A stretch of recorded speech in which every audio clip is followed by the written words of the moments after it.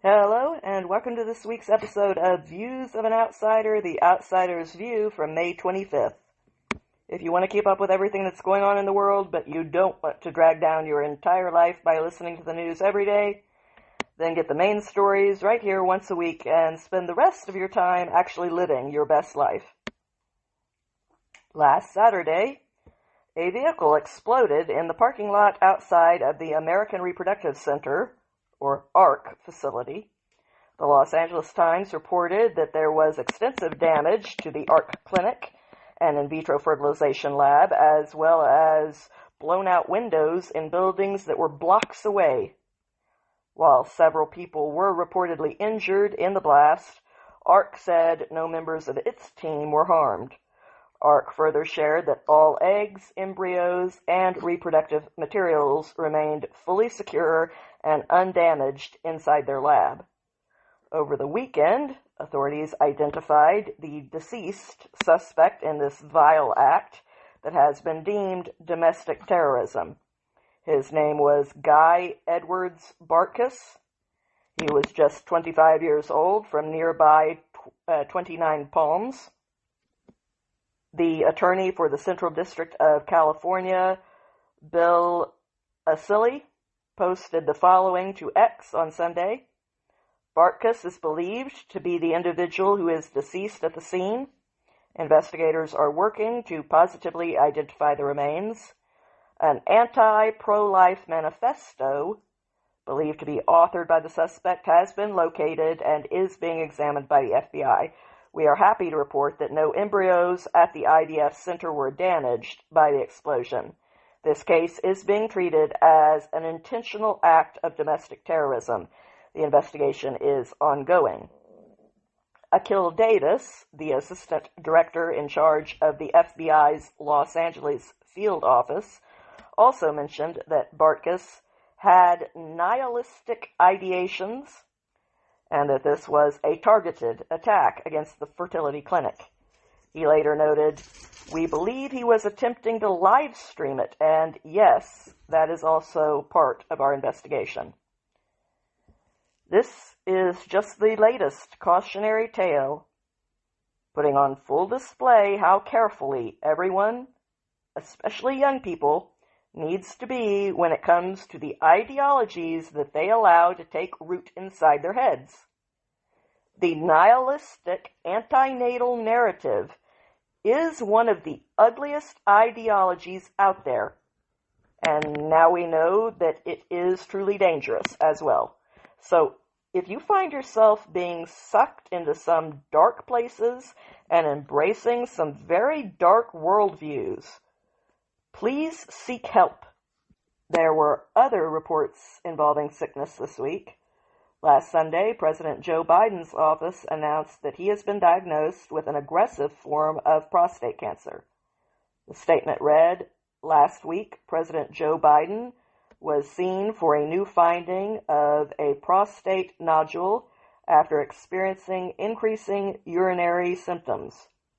On Friday, he was diagnosed with prostate cancer characterized by a Gleason score of 9, that's out of a scale of 10, grade group 5, with metastasis to the bones. While this represents a more aggressive form of the disease, the cancer appears to be hormone sensitive, which allows for effective management. The president and his family are reviewing treatment options with his physicians." Now, experts say that it typically takes between 2 and 5 years for this kind of cancer to reach a point where it metastasizes. So people are understandably asking the relevant question, did people know this while he was running for re-election, in the same way that they knew about his cognitive decline, especially given that he received physicals as the president and as the vice president? I agree that these questions are important because of the abuses and the corruption that was involved in trying to keep him in office for 4 more years when it came to his mental condition, after which his staff was considering putting him in a wheelchair. So it is probable that they knew about an advanced cancer diagnosis as well, given their track record here. But I also think that in the end, it is not going to matter much under the circumstances. Yes, high-level Democrat administrators need to answer for the massive size of their unbelievable betrayal of the public's trust. But I doubt that the majority of the people out in the public will have the stomach to separate that issue from the distasteful idea of discussing these things openly under these circumstances, when doing so can come across as being unfeeling. Now, sympathy for the man and accountability for the people around him in his administration would be the appropriate balance to strike.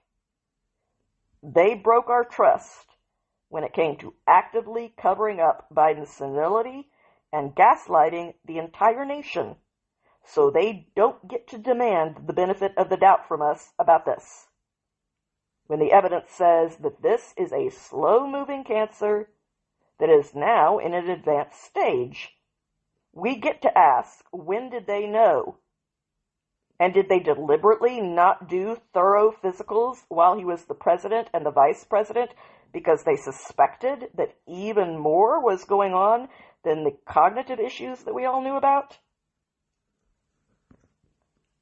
Speaking of evil, on Sunday, Iran's foreign minister bluntly told the world that whether the regime in Iran makes a nuclear deal with the United States or not, Iran will continue enriching uranium, saying, "We are ready for a serious conversation to achieve a solution that will forever ensure that outcome.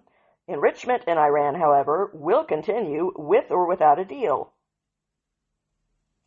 And that's exactly why a deal isn't good enough. Because you can't make anything if we blow your facilities to kingdom come, which is exactly what we should do.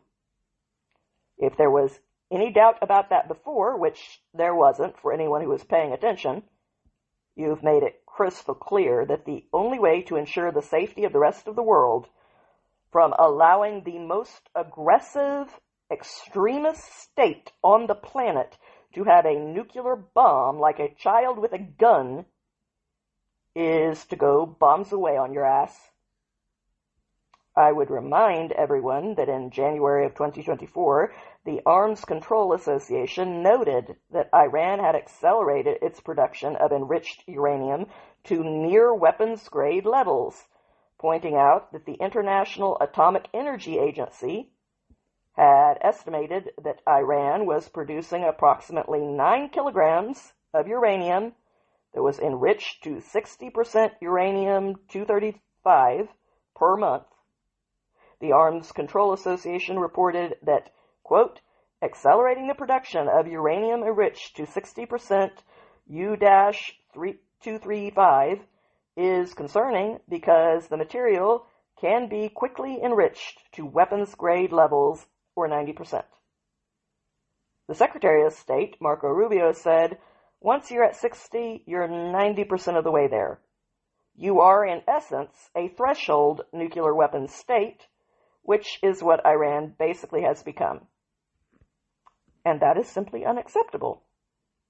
It needs to be remedied immediately, definitively, and permanently. In other Middle Eastern news, there was a lot going on in Gaza this week. Anti-Hamas protests erupted in Khan Yunis in Gaza on Monday as the IDF intensified its operations in Gaza and issued an evacuation order for the city. According to Khalil Saeg, who is a Gazan Christian activist, thousands of Gazans took to the streets shouting anti-Hamas chants. He told the Daily Wire, quote, "This is a clear rejection by the public of Hamas, Hamas's both government and armed group existence in Gaza. For 18 years, Hamas has suppressed any dissent and used the pretext of resistance to justify its authoritarian crackdown. Nonetheless, after 18 years of destruction, the people can tell that resistance is only leading to more destruction, while Hamas remains indifferent to their pain. Ilham Hassan, the director of the Human Rights Project, shared a video of the protests chanting, "Hamas out, out, out." The same day that the protests took place, aid trucks entered Gaza for the first time in almost 3 months as a part of President Trump's preparations to implement an American-backed aid distribution plan.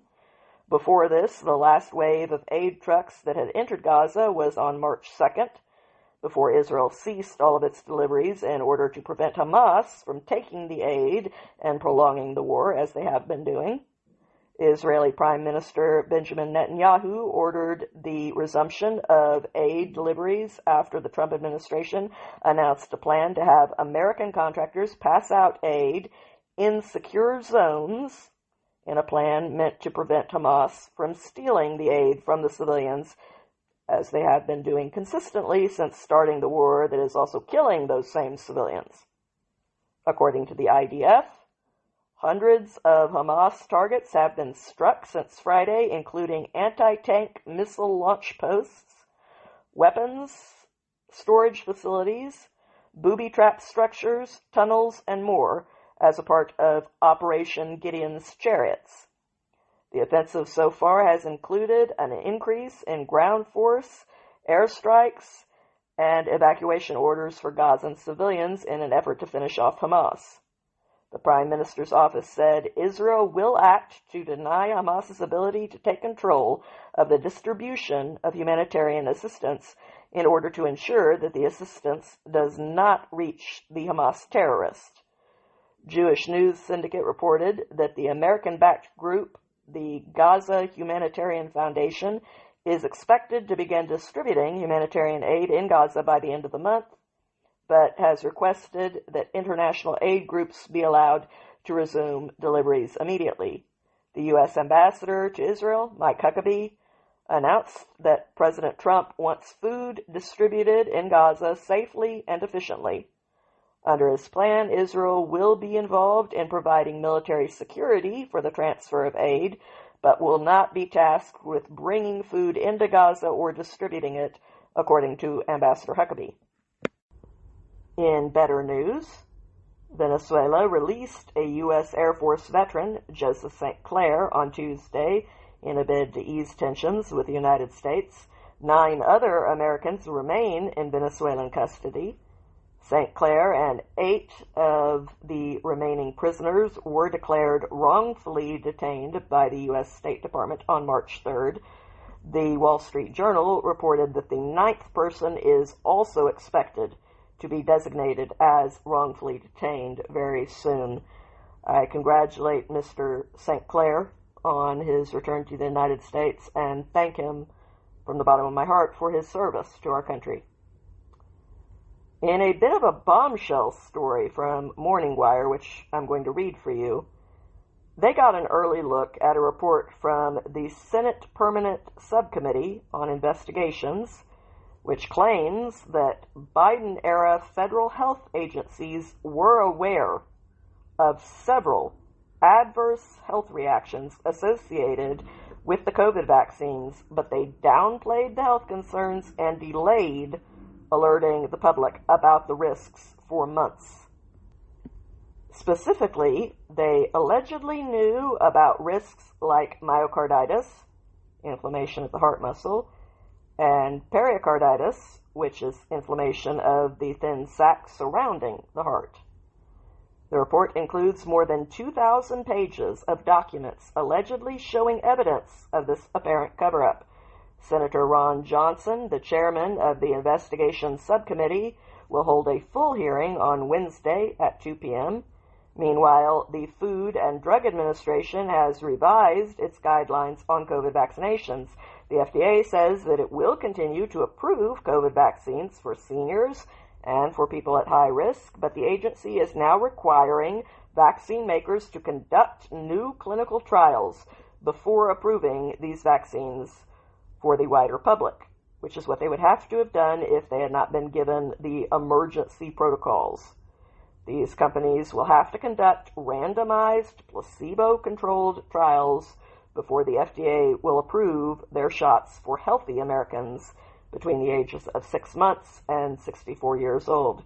Dr. Jay Bhattacharya, who leads the NIH, upset some bureaucrats at that agency when he said at a town hall event that he believes the COVID pandemic was likely started by research that the NIH funded. Quote, "If it's true that we sponsored research that caused a pandemic, and if you look at polls of the American people, that's what most people believe." Bhattacharya said, "What we have to do is make sure that we do not engage in research that's any risk of posing any risk to human populations." Health and Human Services Secretary RFK Jr. also made news this week talking about the origins of the COVID pandemic. He scolded the World Health Organization at the group's annual meeting over its ties to China. Quote, "While the United States has provided the lion's share of the organization's funding, historically other countries, such as China, have exerted undue influence over its operation in ways that serve their own interests and not particularly the interest of the global public. This all became obvious during the COVID pandemic when the World Health Organization, under pressure from China, suppressed reports at critical junctures of human-to-human transmission and then worked with China to promote the fiction that COVID originated from bats rather than from a Chinese government-sponsored research at a biolab in Wuhan. Not only has the World Health Organization capitulated to political pressure from China, it's also failed to maintain an organization characterized by transparency and fair governance by and for its member states. The World Health Organization often acts like it has forgotten that its members must remain accountable to their own citizens and not to transnational or corporate interests." End quote. And speaking of disastrous policies, last week its poster boy, California's Governor Gavin Newsom, announced that his state, which has the highest tax rate of all 50 states, is facing an astonishing budget deficit next year, when it will come up $12 billion with a B dollars short. Judge Glock, the director of research at the Manhattan Institute, told the Daily Wire that California is increasing their spending faster than they expected, and the big driver of that higher spending is Medicaid, or Medi-Cal, as it's known here, the health insurance program for the poor. In the rest of the country, Medicaid covers about 20% of people, but in California it's about a third and has been growing very rapidly. One of the reasons it's been growing is more coverage for illegal immigrants and asylum seekers, end quote. So, across the rest of the country, we agreed on average to cover 1 person in 5, and California decided to almost double that and cover 1 out of 3, and that's growing, even though they didn't have the money to cover that many people, and now they expect the rest of the country to pay for their bad decisions that we didn't vote for. No. Your policy, your bill. I made better choices than you did, so why should I share your consequences? Start voting for sane policies. Medicaid is supported both by the federal government and the states, and the federal government has made clear that it doesn't pay for insurance for illegal immigrants. But starting in the 2010s, several states, including California, began using their state income to cover some illegal immigrants, and those states have kept expanding that coverage and expect the federal government then to make up the difference. The federal government's money, of course, coming from all the rest of us.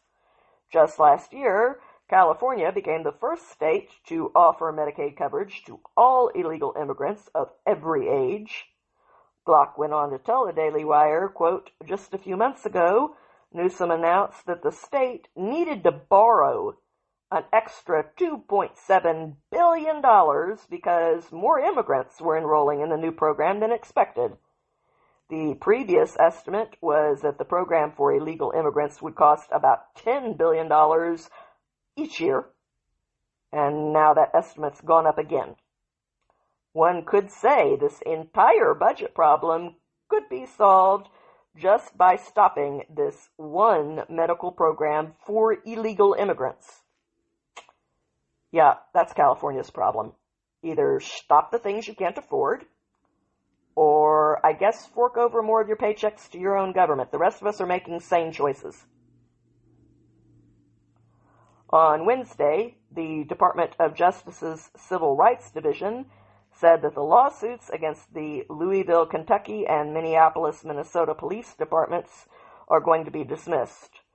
Referring to these lawsuits, which were filed by the Biden administration in the waning moments of Biden's presidency, the DOJ said that the lawsuits accused the police departments of unconstitutional policing practices by wrongly equating statistical discrepancies with intentional discrimination and heavily relying on flawed methodologies and incomplete data. They also sought to subject the Louisville and Minneapolis police departments to sweeping consent decrees that went far beyond the Biden administration's accusations of unconstitutional conduct. End quote. Meanwhile, on Tuesday, the Secretary of State, Marco Rubio, testified at a heated Senate Committee on Foreign Relations, where he had a fiery exchange with Senator Chris Van Hollen, after the Maryland Democrat told his former colleague that, "I have to tell you directly and personally that I regret voting for you for Secretary of State." Now, I mean, to be clear, his vote did not matter. Rubio was voted in with an overwhelming majority. But nevertheless, Rubio shot back, "Your regret for voting for me confirms I'm doing a good job." Rubio also defended the State Department's attempts to cut government waste, pointing out, "I don't regret cutting $10 million for male circumcisions in Mozambique. I don't know how that makes us stronger or more prosperous as a nation. We spent $14 million for social cohesion in Mali, whatever the hell that means." I can go on and on. I didn't even bring the whole list. And in the case of El Salvador, absolutely. We deported gang members, including the one you had margaritas with. Referencing Kilmar Abrego Garcia, the illegal immigrant who was deported back to his home country over his association with MS-13. He also repeatedly beat his wife, according to the restraining orders that she filed against him. Van Hollen would still be a name that nobody knew if he hadn't made a spectacle of flying down to El Salvador to meet with Garcia, whom Rubio called a human trafficker and a gangbanger. On immigration in general, Rubio bluntly said, "Our immigration policy should be based on the national interests of the United States, period. End of story." He added, "If there is a subset of people that are easier to vet, who we have a better understanding of who they are and what they're going to do when they come here, they're going to receive preference, no doubt about it. There are a lot of sad stories around the world, millions and millions of people around the world. It's heartbreaking. We cannot assume millions and millions of people around the world. No country can." The bigger questions came about foreign policy more generally. Rubio was asked whether the United States is withdrawing from the world, and he said that, "I want you to know what the intent of the changes is. It is not to dismantle American foreign policy, and it is not to withdraw us from the world, because I just hit 18 countries in 18 weeks.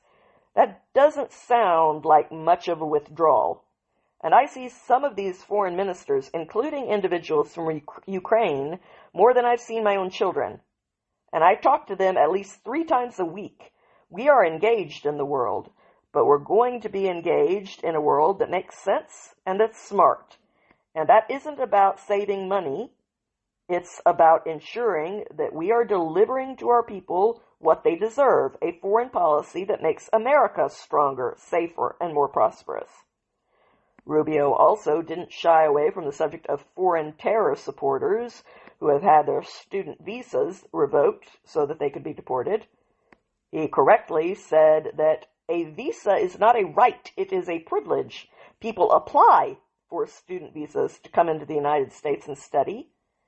And if you tell me that you are coming into the United States to lead campus crusades, to take over libraries and try to burn down buildings and acts of violence, we're not going to give you a visa. The bottom line is, if you come here to stir up trouble on our campuses, we will deny you a visa. He promised, we are going to do more. There are more coming. We're going to continue to revoke the visas of people who are here as guests and are disrupting our higher education. People are paying money. These kids pay money to go to school, and they have to walk through a bunch of lunatics who are here. I want to do more. The other day, some guys led a riot, and I asked, please, can you find the arrest records of all the people that were arrested at that riot at that campus? Because if any of them have a visa, we're going to revoke it. Rubio added that the State Department will continue to revoke visas and stated, I hope we can find more of these people. Earlier this month, Rubio said he was reviewing the visa status of masked anti-Israel protesters who were arrested for occupying Columbia University's Butler Library. His post to X read, we are reviewing the visa status of the trespassers and vandals who took over Columbia University's library. Pro-Hamas thugs are no longer welcome in our great nation. The keffiyeh-wearing protesters in question were carrying large signs and chanting as they invaded the library to disrupt students who were there studying for their finals. And once inside, the protesters vandalized the library walls, the furniture, and graffitied a glass case with the words, Columbia will burn for the martyrs. When protesters tried to leave, they were met by public safety officers who requested to see their IDs before they left. For about 5 hours, the protests intensified and the disruption continued until about 80 protesters were finally taken into custody by law enforcement officers and placed on police buses, according to the New York Post. Have I mentioned how much I like this guy? He is exactly the kind of person who can be trusted to handle high-pressure jobs while maintaining a common sense that is based.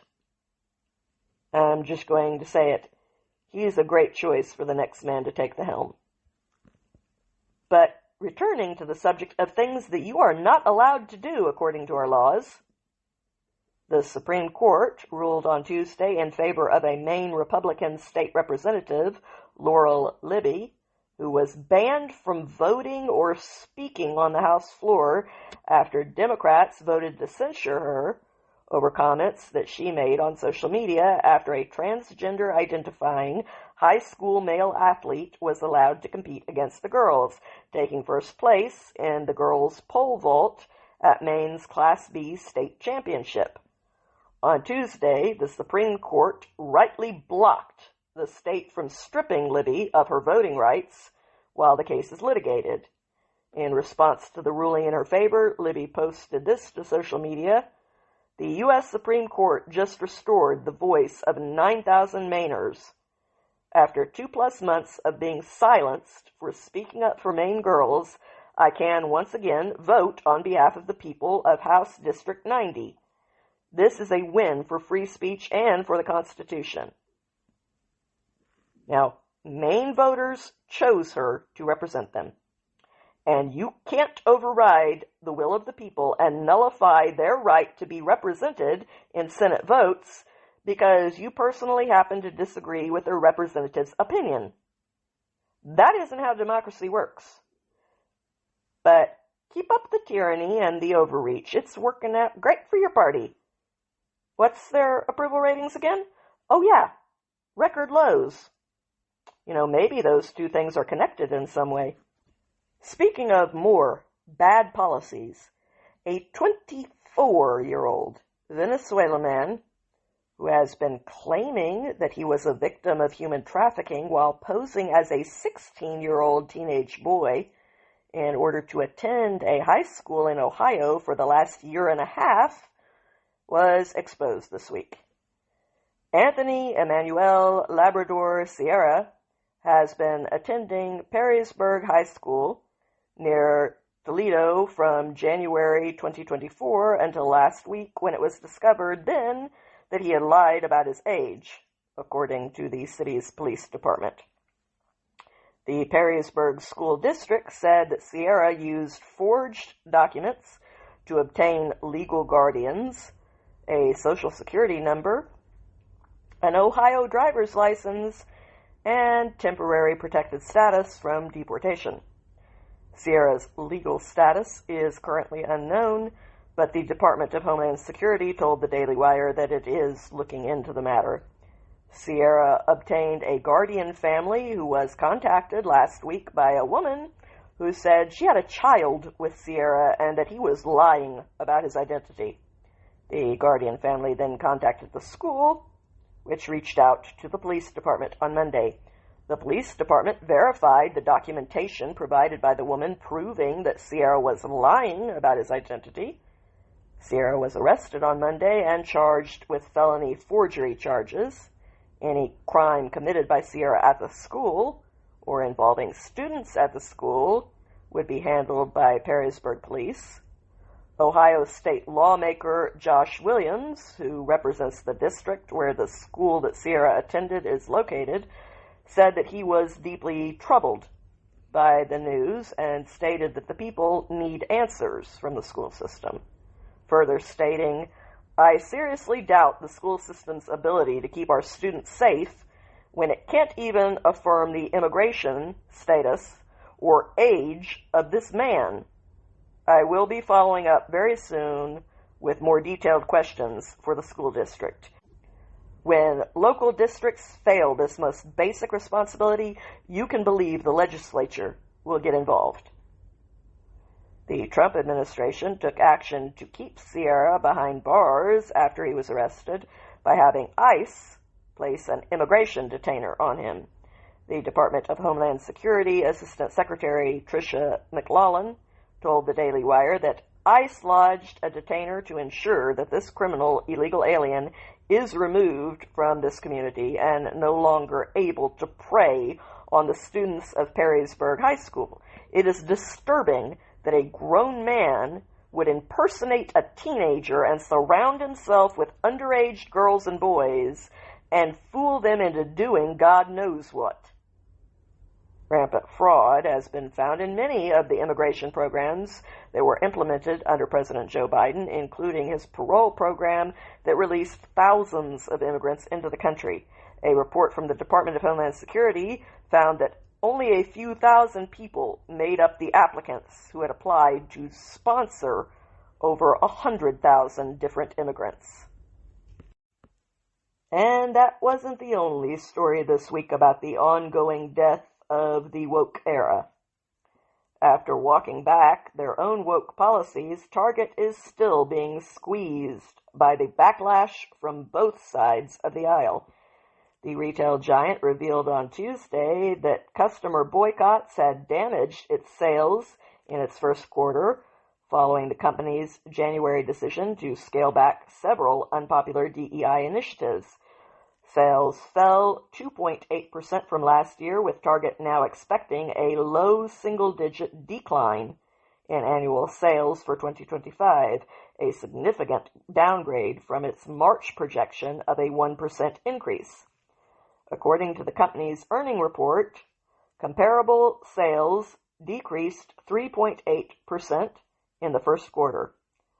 Target was previously a hyper-aggressive supporter of leftist causes, but in January they announced that they would change with the shifting tides and phase out several DEI initiatives after facing criticism from conservative activists and the White House.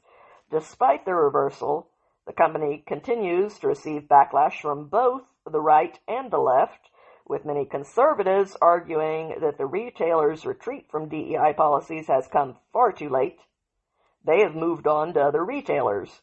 And the left is outraged that any compromises were made at all, so they have also abandoned the retailer.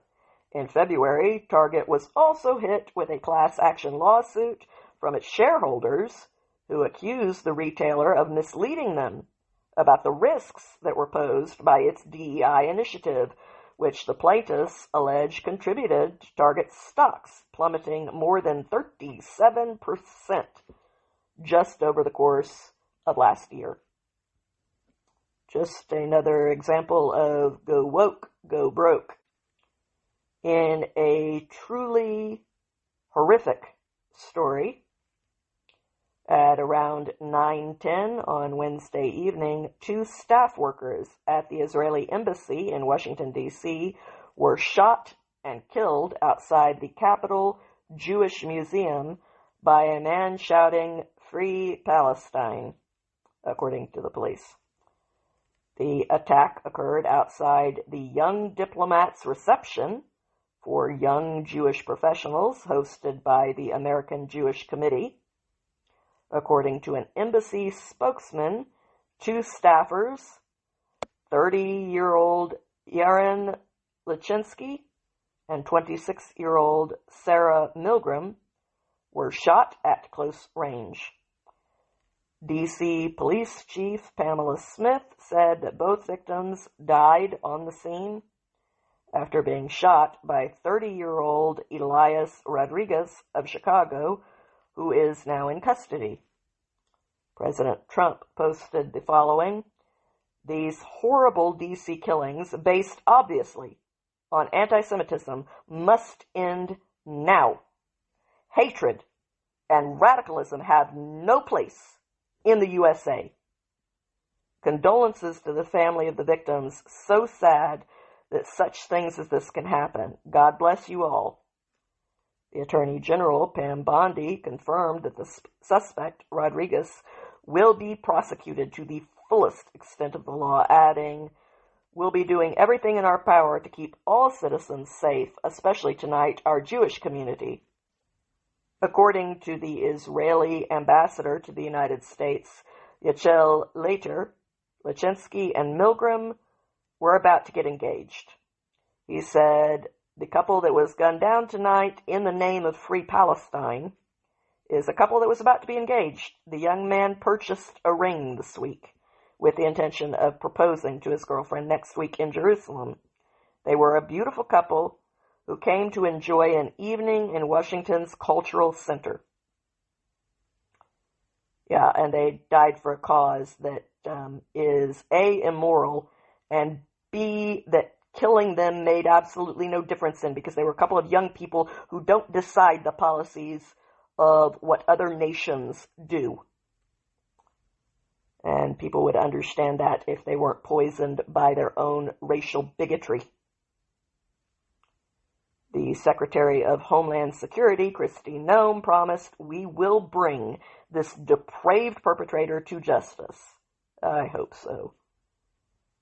Israel's ambassador to the United Nations, Danny Danon, called the murder a depraved act of anti-Semitic terrorism, saying, "Harming the Jewish community is crossing a red line. We are confident that the U.S. authorities will take strong action against those responsible for this criminal act. Israel will continue to act resolutely to protect its citizens and representatives everywhere in the world." The attacker reportedly entered the event after the shooting and asked for water and a safe space before putting on a keffiyeh and shouting, "Free Palestine," according to Jewish Insider's editor-in-chief, Josh Kroshar. I can't express how unbelievably unacceptable this is, because we don't have words strong enough in the English language, so I'll just utter these 2. Death penalty. On Thursday, the Health and Human Services Secretary, RFK Jr., released the highly anticipated MAHA Commission report, with its detailed findings on the potential causes of the chronic health epidemic among Americans, particularly among our children, who are fighting chronic disease at a disproportional rate to the rest of the world. The report is 68 pages long and covers ultra-processed foods, environmental toxins, stress, and the lack of physical activity among Americans, as well as their reliance on medications and vaccines. When it comes to nutrition, the report noted Americans' heavy reliance on ultra-processed foods, which it concluded leads to nutrient depletion, increased caloric intake, and exposure to harmful additives. The report found that 70% of children's calories now come from ultra-processed foods, contributing to their chronic conditions, which are skyrocketing. On environmental chemicals, the report said that children are being exposed to an increasing number of synthetic chemicals, some of which have been linked to developmental issues and chronic disease. Specifically concerning pesticides, the authors of the report have ordered a study on the chemicals to be done by next year. Some Republicans have expressed concerns about action being taken against pesticides because of how it might impact farmers. In response, the report stated, American farmers rely on these products, and actions that further regulate or restrict crop production tools beyond risk-based and scientific processes set forth by Congress must involve thoughtful consideration of what is necessary for adequate protection alternatives and cost of production. Excessive screen time, inactivity, sleep deprivation, and chronic stress were also identified as significant factors that have contributed to the rise in chronic disease and mental health conditions. Addressing the over-medicalization of children, the report cites a 1,400% increase in antidepressant prescriptions and increased prescribing of stimulants, antibiotics, and asthma drugs. Vaccinations were also highlighted, specifically calling for more rigorous clinical trial designs. The report concluded that its findings present the stark reality of American children's declining health, backed by compelling data and long-term trends. More importantly, it seeks to unpack the potential dietary, behavioral, medical, and environmental drivers behind the crisis. By examining the root causes of deteriorating child health, this assessment establishes a clear, evidence-based foundation for the policy interventions, institutional reforms, and societal shifts needed to reverse course.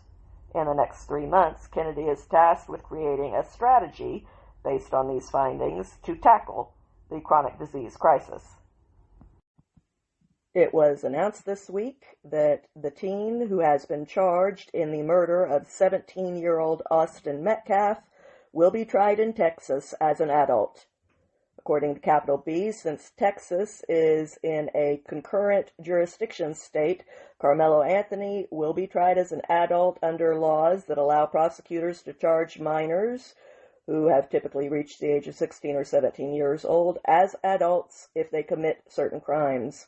This case meets every condition for being treated in this way. Last month, Austin Metcalf was stabbed to death at a high school track meet after he reportedly told Carmelo Anthony that he was sitting in the wrong seat, which he was. He had gone into the opposing team's tent and refused to leave. Anthony then stabbed Metcalf in the heart with a knife that he had brought to the track meet, and Austin died in his twin brother's arms. Anthony has been charged with first-degree murder, and according to an arrest warrant, when it came to the stabbing, he told police, who referred to him as the suspect, that he wasn't a suspect, saying, quote, "I did it." Anthony was charged with first-degree murder in April, but according to Capital B, a grand jury will now have to review the evidence and decide whether to formally indict him on that charge or whether to indict him on a lesser charge like manslaughter, which would be completely inappropriate given the circumstances of the murder. You might be able to argue second-degree murder.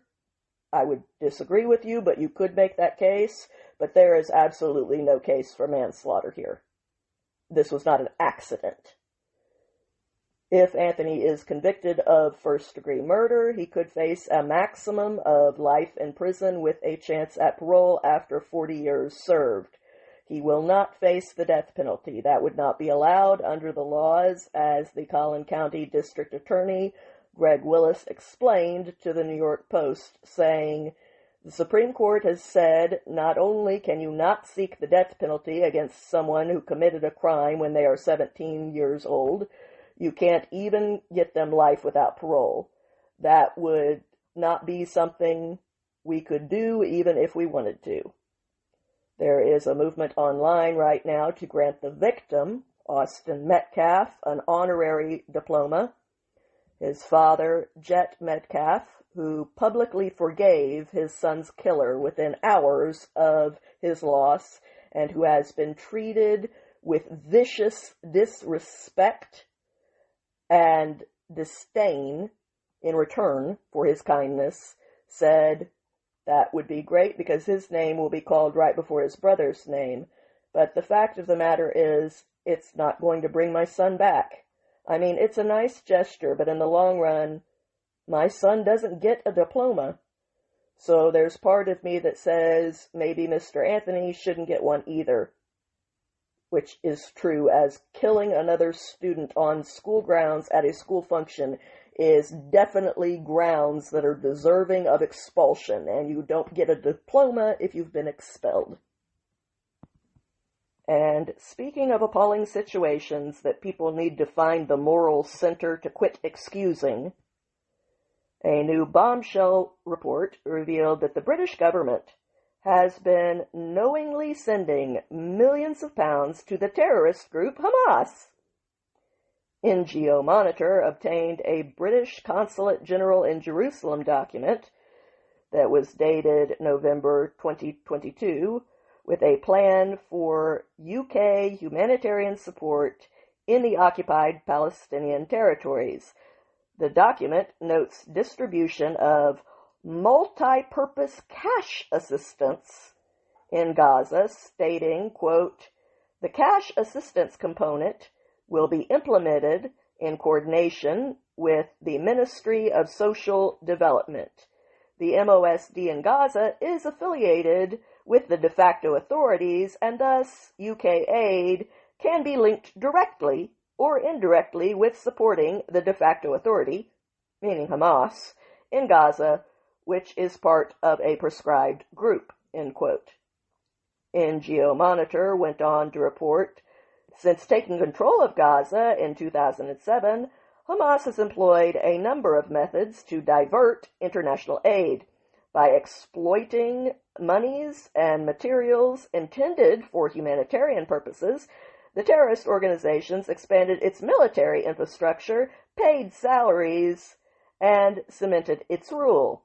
More disturbingly, this aid diversion was central in Hamas's preparations for the October 7th massacre, including the construction of tunnels and other military installations and stockpiling supplies and resources.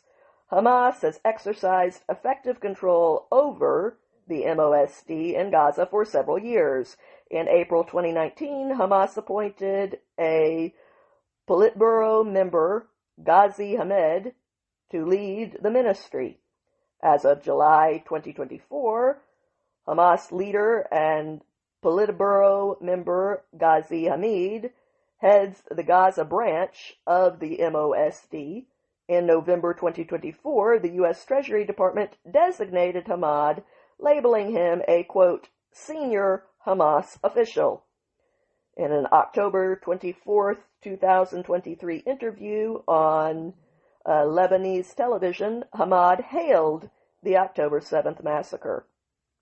According to Ann Herzberg, who works for NGO Monitor, a Hamas-controlled entity was an integral partner in determining how cash assistance provided by the UK government to UNICEF would be distributed in Gaza. After reading the report, Israeli journalist Amit Segal noted that the funding appears to have continued after the Hamas terrorist massacre as well, wondering if London had changed its policy after October 7th. Segal then answered his own question in the negative by saying, well, in March 2024, UNICEF wrote that it maintained and strengthened the partnership with MOSD, adding that in November, this humanitarian cash transfer program in the Gaza Strip is supported by the European Union, the UK Foreign, Commonwealth and Development Office, citing the UN financial tracking system. NGO Monitor wrote that in 2024, the UK provided UNICEF with approximately $23.1 million for West Bank and Gaza operations, and yet at the time that Britain is knowingly sending millions of pounds to Hamas, British Prime Minister Keir Starmer is busy condemning Israel for the war in Gaza. Yeah, Britain, with all due respect, maybe you should stop funding the genocidal killers who start wars, and then you won't have to performatively weep over the civilians that tragically die in them. It's just a thought. And speaking of terrorists, on Sunday, FBI agents at JFK Airport in New York City arrested a 28-year-old man who was charged with attempting to destroy by means of fire or explosives a United States Embassy office in Tel Aviv, Israel. Joseph Neumayer, who is a dual citizen of both the United States and Germany, was initially arrested in Israel and then deported to the United States. He then received a detention order from the U.S. Magistrate Judge Peggy Kuo of the Eastern District of New York. According to the press release posted by the Department of Justice on Sunday, Neumayer arrived in Israel in April, and his first documented interaction with Israeli authorities came on May 19th when he allegedly spat on an embassy guard without provocation as he walked past him. Sounds like a lovely person. Neumayer managed to break free as the guard attempted to detain him, leaving behind his backpack. According to the DOJ, a search of Neumeyer's backpack revealed 3 rudimentary and improvised incendiary devices commonly known as Molotov cocktails. Law enforcement tracked Neumayer to his hotel, where he was arrested. Neumeyer's social media revealed that earlier in the day, on May 19th, he had posted, quote, "Join me as I burn down the embassy in Tel Aviv. Death to America, death to Americans, and F the West." Right back at you, my dude. Other social media posts from an account that is believed to be Neumeyer's revealed his threats also included a threat to assassinate President Trump. On May 25th, Israeli authorities returned Neumayer to the United States, unfortunately. The Attorney General Pam Bondi said in a statement, "This defendant is charged with planning a devastating attack targeting our embassy in Israel, threatening death to Americans and President Trump's life. The department will not tolerate such violence and will prosecute this defendant to the fullest extent of the law." The FBI Director Kash Patel also weighed in, saying, "Israel returned him to the United States as of this morning, where our special agents arrested him at John F. Kennedy Airport. He will now face justice." According to the DOJ, if convicted, Neumayer faces a minimum of 5 years in prison and a maximum of 20 years in prison, along with a maximum fine of $250,000. I am pulling for the maximum here because that is not enough. It is time to sweep up the trash that has accumulated in our societies. I am sick of this jihadi BS from the terminally ignorant. However, I do not want to leave you on that negative note, so I would prefer to leave you with a word of gratitude from me. I enjoy every month looking at the statistics from my podcast, and this month we had 9 different nations tuning in: the United States, Russia, Australia, Ukraine, Hungary, Bangladesh, Canada, Poland, and Serbia. And I have to just tell you that it really does thrill me to think of people that I have never had the privilege of meeting who are willing to give me a chance and listen to what I have to say. I truly do appreciate each one of you more than you know. And so I just have decided that at the end of each month, I'm going to express my gratitude to the people who have taken time to listen to me that month. I know that there are plenty of other people you could be listening to out there, and I really do appreciate it. Also, today is Memorial Day, and I hope that each one of you have taken the time to thank any veterans you know. We owe them absolutely everything, and we owe their families who sacrifice just as much, everything as well. And to those who paid the ultimate sacrifice, words cannot express what we owe you. And so I hope you will join me in just taking a moment to send some gratitude out to these people and appreciate how much of your life is owed to what they bought at a very high price.